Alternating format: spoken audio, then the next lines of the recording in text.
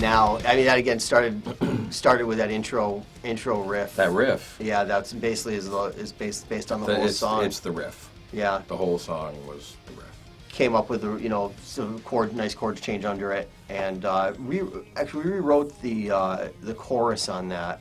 I think when we got back and added that bridge section just to kind of make a different part to it.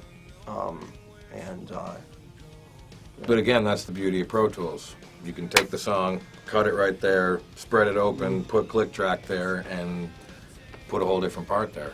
You can record a different part that hasn't even been done yet. Just stick with the click. It's beautiful. I need to know what the musical landscape is before I'm going to attempt to try to come up with lyrics or melody. Yeah, really, I kind of look at what I have to do as coming up with something that Aaron wants to sing over. And come down with all these ideas. We start going through them. He's like, okay, that's cool. Okay, it's cool. Let's work on it. How's the arrangement? I got this for some changes. Well, let's maybe change this chord, or you know what I mean. And that's kind of how it starts. And crazy stuff happens too in the process, where like he'll play me a song, and there will be a piece of that song.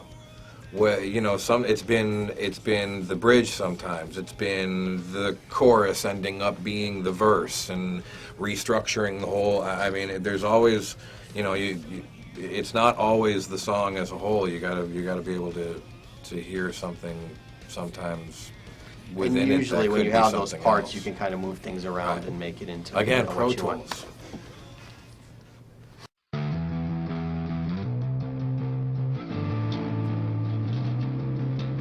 That was one of those songs. That song was completely... That song almost... Me and Mike almost fought. Yeah. Well, we got to fighting, but it got to me pretty upset. But that song was a completely different song. We tracked it, the music, there wasn't one thing the same on it when we originally recorded it. But it had this cool, heavy riff, but it went into like this clean, arpeggiated part, and Johnny one day said, everything Aaron sings on it sounds bluesy. So let's rewrite the verse. So rewriting the verse turned into basically verse, came up with a different chorus, wrote a different bridge to it, and we tried to keep the same cool heavy intro, which was now didn't really fit with what we had come up with. So it's like, okay, well, let's rewrite a new intro. So we have this whole song that we thought we really liked that we never even used. That was a good song to begin with. It was a good song in every form that it amalgamated itself into, including the final one. Yeah. It really was. I mean, it was the one that finally inspired something obviously angry in me to become the song that we went with.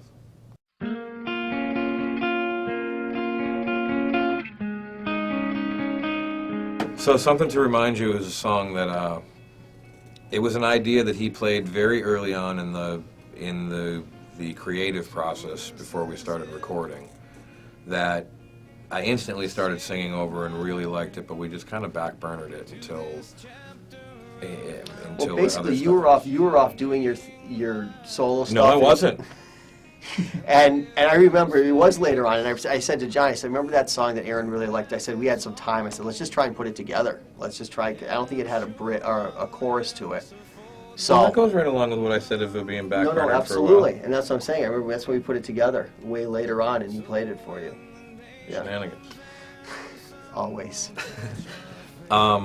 So there was this piece that they had put together, and it wasn't quite working for me the way that I wanted it to, coming in and out of the verse and the chorus and whatnot. So the part that I knew was going to stay the same, that's what I would listen to, and then I'd shut it off. And I wrote the song to an arrangement that didn't exist yet, but all the pieces were there. And we went up.